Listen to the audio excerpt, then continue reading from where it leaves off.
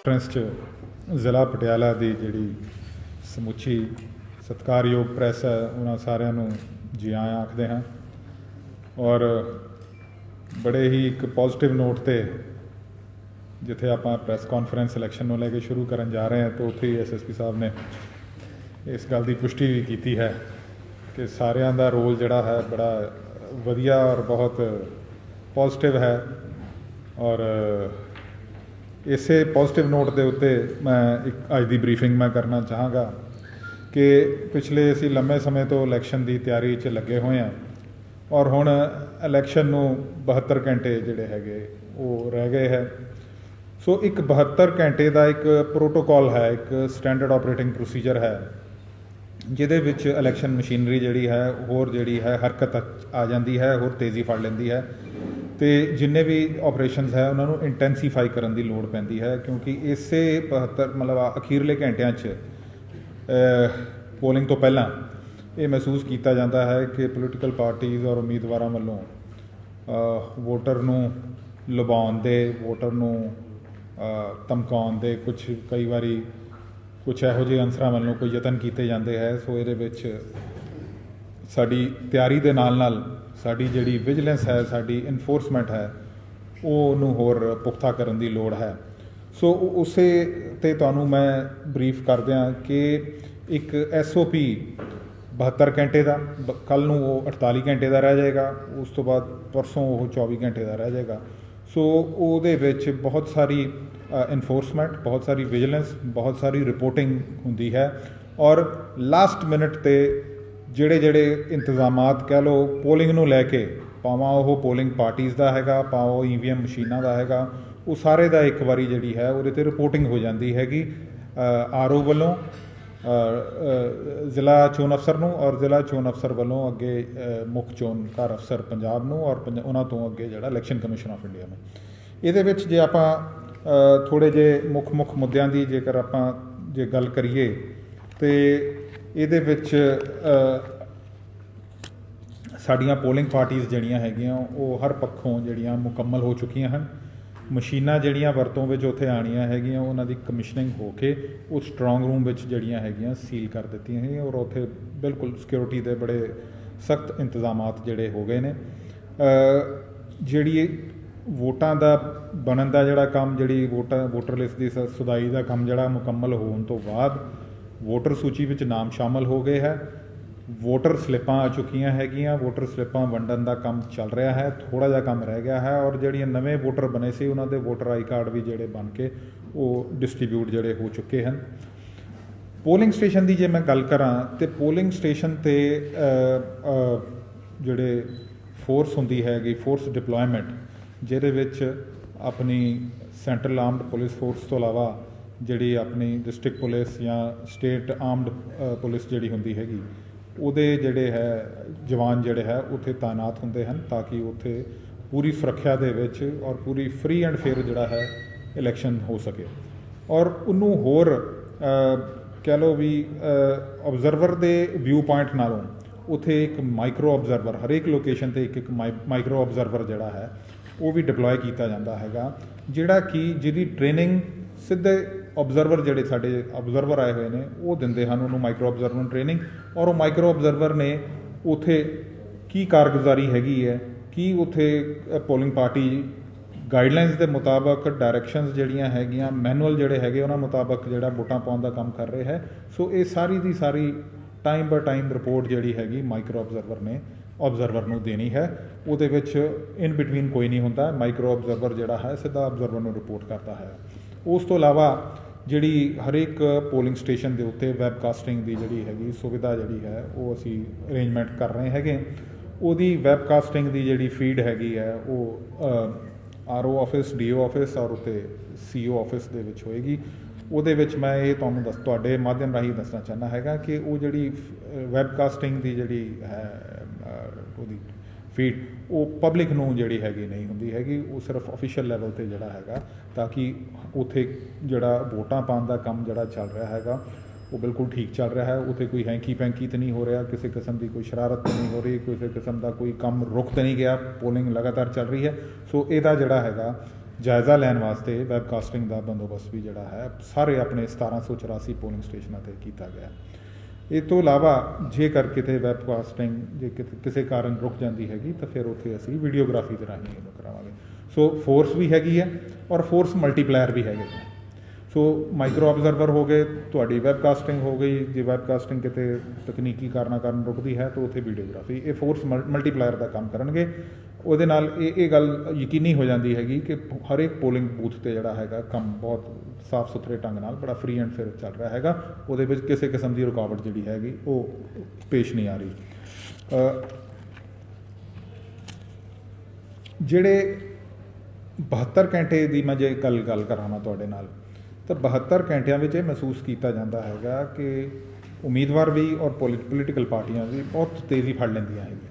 ਸੋ ਉਹਦੇ ਵਿੱਚ ਸਾਡੀਆਂ ਜਿਹੜੀਆਂ ਫਲਾਈਂਗ ਸਕੁਐਡ ਨੇ, ਸਾਡੇ ਜਿਹੜੇ ਉਡਾਨ ਦਸਤੇ ਜਿਨ੍ਹਾਂ ਨੂੰ ਆਪਾਂ ਕਹਿ ਦਈਏ, ਔਰ ਸਾਡੀਆਂ ਜਿਹੜੀਆਂ ਸਟੈਟਿਕ ਸਰਵੇਲੈਂਸ ਟੀਮ ਹੈਗੀਆਂ, ਸੋ ਇਹਨਾਂ ਨੂੰ ਵੀ ਅਸੀਂ ਜਿਹੜੀਆਂ ਡਾਇਰੈਕਸ਼ਨਸ ਦੇ ਦਿੱਤੀਆਂ ਹੈਗੀਆਂ ROs ਦੇ ਥਰੂ ਕਿ ਇਹਨਾਂ ਨੂੰ ਹੋਰ ਤੇਜ਼ੀ ਫੜ ਲੈਣ, ਇਹ ਸਲੋ ਡਾਊਨ ਨਾ ਹੋਣ। ਨਾਰਮਲੀ ਕੀ ਹੁੰਦਾ ਹੈਗਾ, ਜਿੱਦਾਂ ਪੋਲਿੰਗ ਨੇੜੇ ਆਉਂਦੀ ਹੈਗੀ ਤੇ ਆਮ ਤੌਰ 'ਤੇ ਇਹ ਕਿਹਾ ਜਾਂਦਾ ਵੀ 48 ਘੰਟੇ ਰਹਿ ਗਏ ਜੀ, ਹੁਣ ਕੈਂਪੇਨਿੰਗ ਬੰਦ ਹੋ ਗਈ। ਸੋ 18 ਤਰੀਕ ਜਿਹੜੀ 6 ਵਜੇ ਜੇ ਕੈਂਪੇਨਿੰਗ ਬੰਦ ਨਹੀਂ ਹੁੰਦੀ, ਬੰਦ ਤਾਂ ਹੋ ਜਾਂਦੀ ਆ, ਲੇਕਿਨ ਕੈਂਡੀਡੇਟ ਜਿਹੜੇ ਹੈਗੇ ਔਰ ਪਾਰਟੀਆਂ ਜਿਹੜੀਆਂ ਹੈਗੀਆਂ ਉਹ ਬਹੁਤ ਤੇਜ਼ੀ ਫੜ ਜਾਂਦੀਆਂ ਹੈਗੀਆਂ। ਸੋ ਉਹਨਾਂ ਦੀ ਉਸ ਐਕਟੀਵਿਟੀ ਨੂੰ ਮੋਨੀਟਰ ਕਰਨ ਵਾਸਤੇ ਫਲਾਈਂਗ ਸਕੁਐਡ ਔਰ ਜਿਹੜੀਆਂ ਸਟੈਟਿਕ ਸਰਵੇਲੈਂਸ ਟੀਮ ਔਰ ਇਹ ਜਿਹੜੀ ਹੈ ਇਹਨਾਂ ਨੂੰ ਵੀ ਉਸੇ ਹੀ ਜਿਵੇਂ ਪੂਰਾ ਐਕਟਿਵ ਹੋ ਕੇ ਜਿਹੜਾ ਇਹਨਾਂ ਨੂੰ ਮੋਨੀਟਰ ਕਰਨ ਦੀ ਲੋੜ ਹੈ। ਐਤਕੀ ਜਿਹੜਾ ਮੈਂ ਤੁਹਾਡੇ ਨਾਲ ਪਹਿਲਾਂ ਵੀ ਇਹ ਗੱਲ ਸਾਂਝੀ ਕੀਤੀ ਹੈ ਕਿ ਵੋਟਾਂ ਜਿਹੜਾ ਹੈ ਪਾਉਣ ਦੇ ਕੰਮ ਵਿੱਚ ਜਿਹੜੇ ਆਪਣੇ ਐਬਸੈਂਟੀ ਵੋਟਰ 80+ ਔਰ ਐਬਸੈਂਟੀ ਵੋਟਰ ਜਿਹੜੇ ਆਪਣੇ PWD ਪਰਸਨਸ ਵਿਦ ਡਿਸੇਬਿਲਿਟੀਜ਼, ਔਰ ਜੇਕਰ ਇਹਨਾਂ ਦਿਨਾਂ ਦੇ ਵਿੱਚ ਕੋਈ ਕੋਵਿਡ ਦਾ ਕੋਈ ਪੇਸ਼ੈਂਟ ਆ ਜਾਂਦਾ ਹੈਗਾ, ਉਹ ਵੋਟ ਪਾਉਣਾ ਚਾਹੁੰਦਾ ਹੈਗਾ, ਤਾਂ ਉਹਦੇ ਵਾਸਤੇ ਜਿਹੜੇ ਹੈਗੇ ਵੱਖਰੇ ਤੌਰ 'ਤੇ ਇੱਕ ਸਪੈਸ਼ਲ ਇੰਤਜ਼ਾਮ ਕੀਤੇ ਗਏ ਹੈਗੇ। ਪੋਸਟਲ ਬੈਲਟ ਪੇਪਰ ਦੀ ਇਹਨਾਂ ਨੂੰ ਫੈਸਿਲਿਟੀ ਫਸਟ ਟਾਈਮ ਜਿਹੜੀ ਹੈ ਮੁਹੱਈਆ ਕੀਤੀ ਗਈ ਹੈ। ਸੋ ਇਹ ਜਿਹਨਾਂ ਵਿਅਕਤੀਆਂ ਨੇ ਸਾਡੇ ਫਸਟ ਸਰਵੇ ਦੇ ਦੌਰਾਨ ਜਿਨ੍ਹਾਂ ਨੇ ਪੋਸਟਲ ਬੈਲਟ ਪੇਪਰ ਵਾਸਤੇ ਆਪਟ ਕਰ ਲਿਆ ਸੀਗਾ, ਉਹਨਾਂ ਨੂੰ ਪੋਸਟਲ ਬੈਲਟ ਪੇਪਰ ਮੁਹੱਈਆ ਕਰਾ ਕੇ ਉਹਨਾਂ ਦਾ ਵੋਟਿੰਗ ਦਾ ਕੰਮ ਜਿਹੜਾ ਹੈਗਾ ਉਹ ਕਰਵਾ ਲਿੱਤਾ ਗਿਆ ਹੈਗਾ। ਔਰ ਜਿਹੜੇ ਆਪਣੇ ਫੌਜ ਵਿੱਚ ਜਿਹੜੇ ਆਪਣੇ ਜਵਾਨ ਨੇ ਜਾਂ ਆਪਣੇ ਅਫਸਰ ਨੇ ਜਿਹੜੇ ਦੂਰ ਦਰਾਡੇ ਏਰੀਏ 'ਚ ਪੋਸਟਡ ਨੇ, ਉਹਨਾਂ ਨੂੰ as service voter electronically transmitted postal ballot paper system ਰਾਹੀਂ ਜਿਹੜਾ ਹੈ ਉਹਨਾਂ ਦੇ ਵੀ ਪੋਸਟਲ ਬੈਲਟ ਪੇਪਰ ਡਿਸਪੈਚ ਹੋ ਗਏ ਔਰ ਹੁਣ ਵਾਪਸ ਆਉਣੇ ਸ਼ੁਰੂ ਹੋ ਗਏ ਹੈ। ਸੋ ਇਹ ਪੋਸਟਲ ਬੈਲਟ ਪੇਪਰ ਵਾਪਸੀ ਜਿਹੜੀ ਬਾਈ ਪੋਸਟ ਆਏਗੀ, ਇਹਦੀ ਲਾਸਟ ਜਿਹੜਾ ਟਾਈਮ ਹੁੰਦਾ ਜਾਂ ਡੇਟ ਹੁੰਦੀ ਹੈ ਉਹ 10 ਮਾਰਚ ਜਿੱਦਣ ਕਾਊਂਟਿੰਗ ਹੈ ਸੁਬਾਹ 8 ਵਜੇ ਤੱਕ ਹੈ। 8 ਵਜੇ ਤੋਂ ਬਾਅਦ ਜੇਕਰ ਕੋਈ ਪੋਸਟਲ ਬੈਲਟ ਪੇਪਰ ਜਾਂ ਸਰਵਿਸ ਵੋਟਰ ਦਾ ਕੋਈ electronically transmitted postal ballot paper ਵਾਪਸ ਆਉਂਦਾ ਹੈਗਾ ਤੇ ਉਹਨੂੰ ਅਸੀਂ ਸਾਈਡ 'ਤੇ ਰੱਖ ਲੈਂਦੇ, ਉਹਨੂੰ ਗਿਣਤੀ ਵਿੱਚ ਜਿਹੜਾ ਹੈ ਉਹਨੂੰ ਇਨਕਲੂਡ ਨਹੀਂ ਕਰਦੇ। ਇਸ ਸਮੇਂ ਦੌਰਾਨ ਅੱਜ 17 ਤਰੀਕ ਹੈ ਔਰ ਕੱਲ੍ਹ ਜਿਹੜਾ ਹੈ ਲਾਸਟ ਡੇ ਹੈ ਕੈਂਪੇਨਿੰਗ ਦਾ। ਕੱਲ੍ਹ 6 ਵਜੇ ਕੈਂਪੇਨਿੰਗ ਮੁਕੰਮਲ ਤੌਰ 'ਤੇ ਬੰਦ ਹੋ ਜਾਏਗੀ। ਸੋ ਇਹਨਾਂ 2 ਦਿਨਾਂ ਦੇ ਵਿੱਚ ਆਪਾਂ ਦੇਖ ਰਹੇ ਹਾਂ ਕਿ ਬਹੁਤ ਸਾਰੇ ਰੋਡ ਸ਼ੋਅ, ਬਹੁਤ ਸਾਰੇ ਗੈਦਰਿੰਗਸ ਜਾਂ ਪਦ ਯਾਤਰਾ, ਸੋ ਇਹਨਾਂ ਦੀ ਜਿਹੜੀ ਹੈ ਪਰਮਿਸ਼ਨ ਲੈ ਕੇ ਹੀ ਅਸੀਂ ਮਤਲਬ ਇਹਨਾਂ ਨੂੰ ਅਸੀਂ ਅਲਾਉ ਕਰ ਰਹੇ ਹੈਗੇ। ਤੋ ਕੈਂਡੀਡੇਟ ਜਿਹੜੇ ਹੈ ਜਾਂ ਪੋਲੀਟੀਕਲ ਪਾਰਟੀਜ਼ ਹੈਗੀਆਂ, ਇਹ ਵੱਖ-ਵੱਖ ਕੈਂਡੀਡੇਟ ਇਹ ਪਰਮਿਸ਼ਨ ਲੈ ਕੇ ਕਰ ਰਹੇ ਨੇ। ਔਰ ਪੋਲ ਡੇ ਵਾਲੇ ਦਿਨ ਜਿੱਦਣ ਇਹ ਵੋਟਾਂ ਪੈਣੀਆਂ ਹਨ ਅਤੇ ਉਸ ਦਿਨ ਕੈਂਡੀਡੇਟ ਨੂੰ ਜਿਹੜੀਆਂ ਹੈ 3 ਗੱਡੀਆਂ ਜਿਹੜੀਆਂ ਅਲਾਊਡ ਨੇ। ਸੋ ਉਹ ਵੀ ਵਿਦ ਪਰਮਿਟ ਜਿਹੜਾ ਹੈਗਾ ਉਹ ਅਪਲਾਈ ਕਰਨਗੇ ਅਤੇ ਉਹਨਾਂ ਨੂੰ ਪਰਮਿਟ ਨਾਲ ਉਹ ਗੱਡੀਆਂ ਜਿਹੜੀਆਂ ਹੈ ਅਲਾਊਡ ਹੈ ਚੱਲਣੀਆਂ। ਕੱਲ੍ਹ 6 ਵਜੇ ਤੋਂ ਬਾਅਦ ਜਿੰਨੇ ਵੀ ਸਪੋਰਟਰ ਜਿਹੜੇ ਕਹਿ ਰਹੇ ਹੋ ਕਿ ਦੂਸਰੇ ਜ਼ਿਲ੍ਹਿਆਂ 'ਚੋਂ ਜਾਂ ਦੂਸਰੇ ਰਾਜਾਂ 'ਚੋਂ ਆਏ ਹੈਗੇ ਆਪਣੇ ਆਪਣੇ ਉਮੀਦਵਾਰ ਨੂੰ ਸਪੋਰਟ ਕਰਨ ਵਾਸਤੇ, ਉਹਨਾਂ ਨੂੰ ਜਿਹੜਾ ਹੈ ਤੁਹਾਡੇ ਮਾਧਿਅਮ ਰਾਹੀਂ ਮੈਂ ਇਹ ਸਾਰਿਆਂ ਨੂੰ ਮੈਂ ਅਪੀਲ ਕਰਾਂਗਾ ਕਿ ਉਹ ਵਾਪਸ ਆਪਣੇ ਆਪਣੇ ਜਿਹੜੇ ਹਲਕੇ ਹੈ, ਆਪਣੇ ਆਪਣੇ ਜਿਹੜਾ ਪਲੇਸ ਆਫ ਰੈਜ਼ੀਡੈਂਸ ਹੈ ਉੱਥੇ ਚਲੇ ਜਾਣ ਵਾਪਸ। ਉਹ ਕੈਂਪੇਨਿੰਗ ਪੀਰੀਅਡ ਜਦੋਂ ਐਂਡ ਹੋ ਜਾਂਦਾ ਹੈ ਉਸ ਤੋਂ ਬਾਅਦ ਉਹ ਜ਼ਿਲ੍ਹੇ ਵਿੱਚ ਜਿਹੜਾ ਹੈ ਰਿਹਾਇਸ਼ ਨਹੀਂ ਰੱਖ ਸਕਦੇ। ਸੋ ਇਹਦੇ ਬਾਰੇ ਅਸੀਂ ਵੱਖ-ਵੱਖ ਜਿਹੜੇ ਗੈਸਟ ਹਾਊਸਿਸ ਹੈਗੇ, ਹੋਟਲ ਹੈ, ਉਹਨਾਂ ਦੀ ਚੈਕਿੰਗ ਵੀ ਕਰਾਵਾਂਗੇ। ਔਰ ਇਸੇ ਸਮੇਂ ਦੌਰਾਨ ਅਸੀਂ ਇਹ ਵੀ ਚੈੱਕ ਕਰਾ ਰਹੇ ਹਾਂ ਕਿ ਮੈਰਿਜ ਪੈਲੇਸਿਸ ਜਾਂ ਧਰਮਸ਼ਾਲਾ ਜਾਂ ਕਮਿਊਨਿਟੀ ਸੈਂਟਰ ਹੈਗੇ, ਉੱਥੇ ਮੈਰਿਜ ਜਾਂ ਫੰਕਸ਼ਨ ਦੀ ਆੜ 'ਚ ਬੁਕਿੰਗ ਲੈ ਕੇ ਕਿਸੇ ਨੇ ਕੋਈ ਖਾਣੇ ਦਾ ਜਾਂ ਵੱਡੀ ਗੈਦਰਿੰਗ ਨੂੰ ਐਂਟਰਟੇਨ ਕਰਨ ਦਾ ਤਾਂ ਨਹੀਂ ਕੋਈ ਅਰੇਂਜਮੈਂਟ ਕੀਤਾ ਹੈਗਾ। ਸੋ ਇਹ ਵੀ ਸਾਡੀ 72 ਘੰਟੇ ਦੀ SOP ਦਾ ਇੱਕ ਹਿੱਸਾ ਹੈਗਾ। ਅਤੇ ਇਹਦੇ ਬਾਰੇ ਵੀ ਜਿਹੜਾ ਹੈ ਸਾਡੀਆਂ ਜਿਹੜੀਆਂ ਹੈ ਇਹਦੇ ਬਾਰੇ ਬਹੁਤ ਅਸੀਂ ਸਤਰਕ ਹੋ ਕੇ ਚੱਲ ਰਹੇ ਹਾਂ। ਮਾਡਲ ਕੋਡ ਆਫ ਕੰਡਕਟ ਵਾਸਤੇ ਲਾਸਟ ਦਿਨਾਂ ਦੇ ਵਿੱਚ, ਕਿਉਂਕਿ ਹੁਣ ਇਹ ਇੱਕ ਅੱਜ ਦਾ ਦਿਨ ਔਰ ਕੱਲ੍ਹ ਦਾ ਦਿਨ ਜਿਹੜਾ ਹੈਗਾ ਇਹਦੇ ਵਿੱਚ ਬਹੁਤ ਸਾਰੀਆਂ ਸਪੀਚਿਸ ਵੀ ਹੋਣਗੀਆਂ। ਸੋ ਮਾਡਲ ਕੋਡ ਆਫ ਕੰਡਕਟ ਦੀ ਚੋਣ ਜ਼ਾਬਤੇ ਦੀ ਪਾਲਣਾ ਕਰਨ ਵਾਸਤੇ ਵੀ ਅਸੀਂ ROs ਨੂੰ ਕਹਿ ਦਿੱਤਾ ਹੈਗਾ ਕਿ ਆਪਣੇ ਆਪਣੇ ਉਮੀਦਵਾਰਾਂ ਨੂੰ ਇਹਦੇ ਬਾਰੇ ਜਿਹੜਾ ਹੈ ਸੁਚੇਤ ਕਰ ਦਿੱਤਾ ਜਾਵੇ, ਤਾਂ ਕਿ ਕਿਸੇ ਕਿਸਮ ਦੀ ਕੋਈ ਪ੍ਰੋਬਲਮ ਜਿਹੜੀ ਹੈ ਇਹਨੂੰ ਉਮੀਦਵਾਰ ਨੂੰ ਨਾ ਆਵੇ।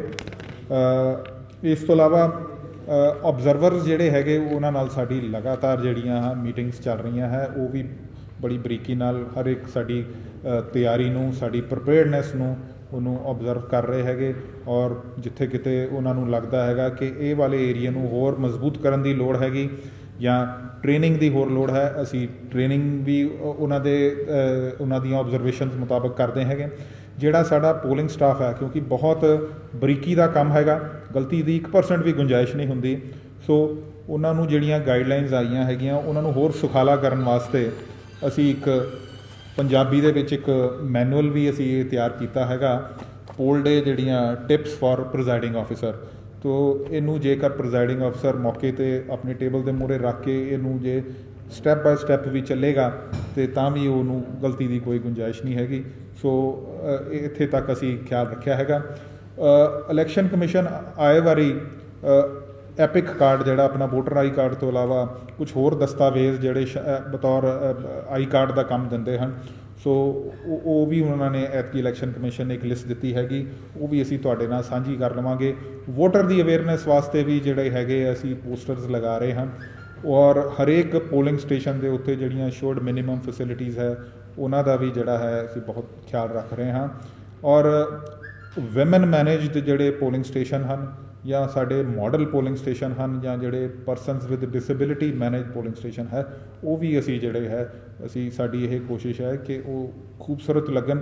ਜੇ ਬੰਦਾ ਉੱਥੇ ਵੋਟ ਪਾਣਾ ਤਾਂ ਉਹਨੂੰ ਵੋਟ ਵੀ ਪਾਵੇ ਤਾਂ ਉਹਨੂੰ ਦਿਲੋਂ ਵੀ ਉਹਨੂੰ ਅੱਛਾ ਮਹਿਸੂਸ ਹੋਵੇ ਕਿ ਵਾਕਈ ਉਹਨੂੰ ਵੈਲਕਮ ਕੀਤਾ ਜਾ ਰਿਹਾ ਹੈਗਾ, ਔਰ ਵੋਟ ਪਾਉਣ ਦੇ ਨਾਲ ਨਾਲ ਉਹਨੂੰ ਅੱਛਾ ਮਹਿਸੂਸ ਹੋਵੇ।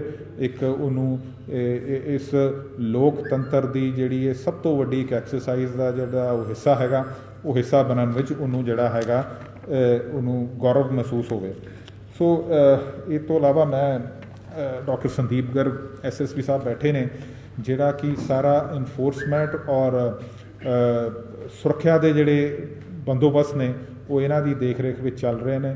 ਸੋ ਮੈਂ ਉਹਨਾਂ ਨੂੰ ਮੈਂ ਰਿਕੁਐਸਟ ਕਰਾਂਗਾ ਕਿ ਉਹ ਵੀ ਪ੍ਰੈਸ ਨੂੰ ਬਰੀਫ ਕਰਨ।